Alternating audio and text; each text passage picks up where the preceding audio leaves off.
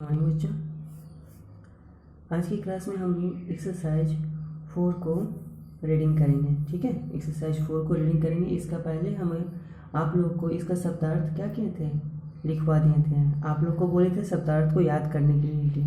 ठीक है, आप लोग याद कर लिए होंगे। चलिए, तो आज हम लोग क्या करते हैं, इसको पढ़ते हैं। आप लोग एक्सरसाइज 4 निकाल लीजिए। 4 लेसन का नाम है डर का सामना। ठीक है, लेसन का नाम क्या है, डर का सामना। इसके बारे में आज हम लोग पढ़ेंगे। आप लोग निकालिए बुक।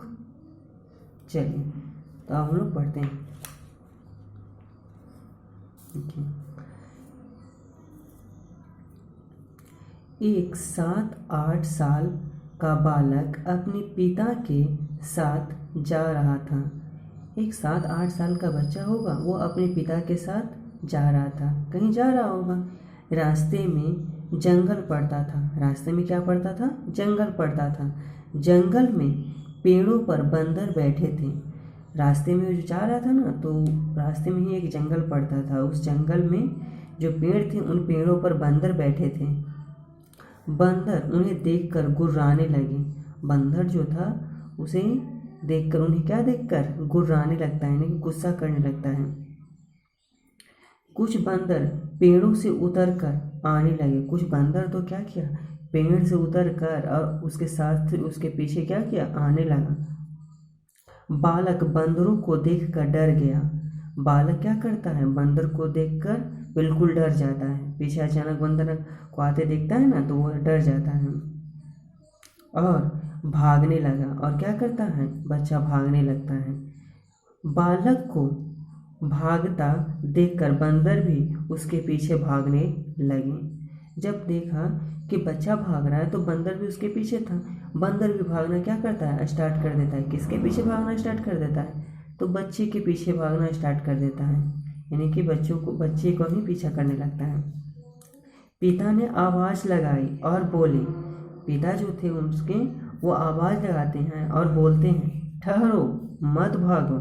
कहते हैं रुको और भागो मत। पिता की आवाज़ सुनकर बालक रुक गया। पिता की आवाज़ सुनता है ना, तो बालक क्या करता है, रुक जाता है। ठीक है, जहाँ दौड़ रहा था ना, वहीं पे क्या करता है, रुक जाता है। उसने देखा कि बंदर भी वहीं रुक गए हैं। वह देखता है क्या, कि बंदर भी वहीं रुक गए।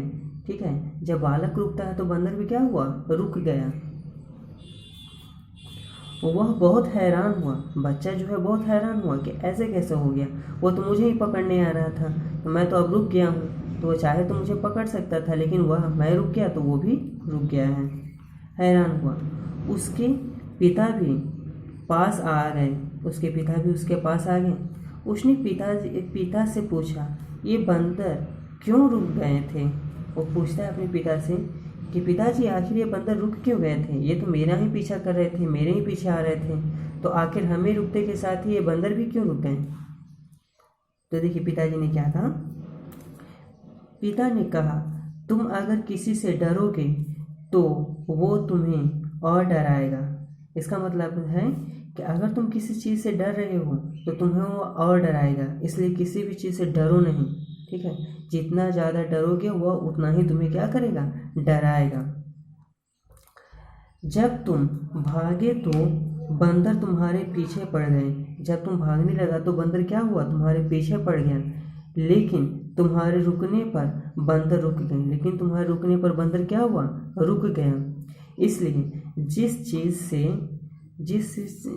से डर लगे उससे भागो मत, उसका सामना करो। इसलिए वो कहते हैं जी कि जिस चीज़ से तुमको डर लगे उससे डरो मत, यानी कि भागो मत उससे उसका सामना करो। ठीक है, उसका क्या करो, सामना करो। बालक ने यह बात अपने मन में बिठा ली। बालक क्या करता है, यह बात अपने मन में बिठा लेता है। आप लोग भी क्या कर लीजिए, इसको अपने मन में बिठा लीजिए। आप लोग को अभी अगर कोई सब्जेक्ट से डर लगता है तो ये नहीं, उससे डर के भागे नहीं, उसका सामना कीजिए, उसे और ज़्यादा पढ़िए। ठीक है, और ज़्यादा पढ़िए, बिल्कुल आएगा वो पढ़ने, क्यों नहीं आएगा।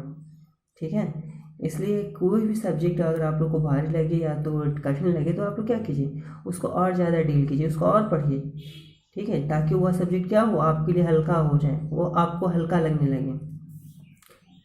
बालक यह बात अपने मन में बालक ने यह बात अपने मन में बिठा ली। बालक अपने मन में क्या करता है, इस बात को बैठा लेता है।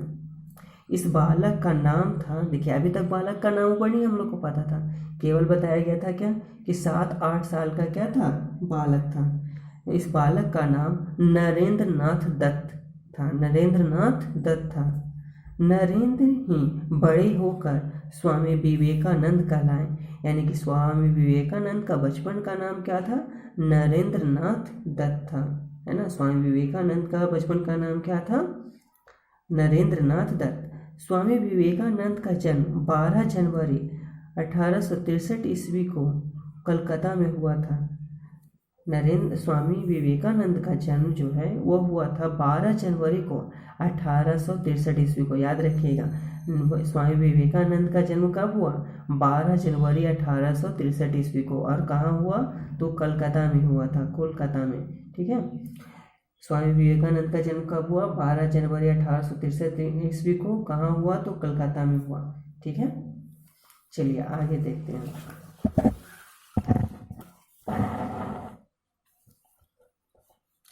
रामकृष्ण परमहंस इनके गुरु थे। इनके गुरु का नाम क्या था, रामकृष्ण परमहंस। क्या नाम था इनके गुरु का, रामकृष्ण परमहंस थे। स्वामी विवेकानंद अपने गुरु की हर आज्ञा को खुशी खुशी मानते थे। स्वामी विवेकानंद अपने गुरु की, यानी कि अपने टीचर्स की हर बातों को खुशी खुशी मानते थे। उनको जैसा कहा जाता था वह वैसा काम करते थे, ठीक है। स्वामी जी ने अपने ज्ञान से भारत देश का नाम सारे संसार में रोशन किया। स्वामी विवेकानंद ने अपने ज्ञान से पूरे देश में क्या किया था, अपना नाम कमाया था, या तो पूरा ज्ञान का प्रकाश फैलाया था। मतलब कि अपने ज्ञान के बलबूते पूरा विश्व में वो जाने लगे थे, ठीक है।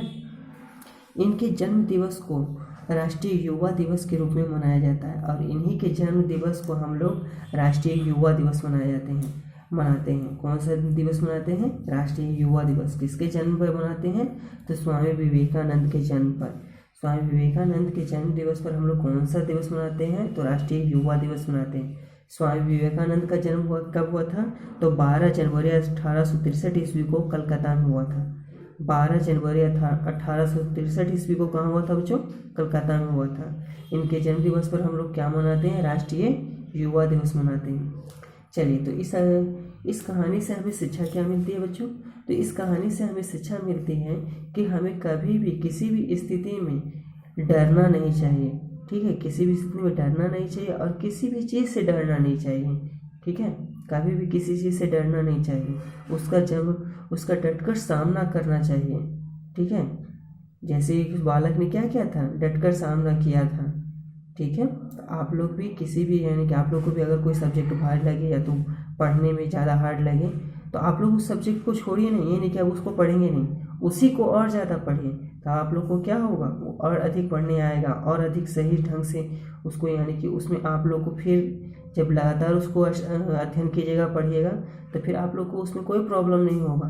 तो इस तरह से हम लोग क्या कर लेंगे, उस पर अपना विजय प्राप्त कर सकते हैं, ठीक है। चलिए, तो आज का आप लोग का होमवर्क रहेगा बच्चों, इसको आप लोग बुक को रीडिंग कीजिएगा।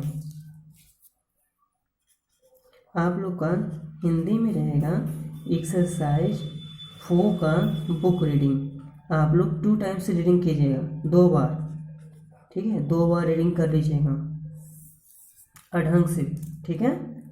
ओके बच्चों।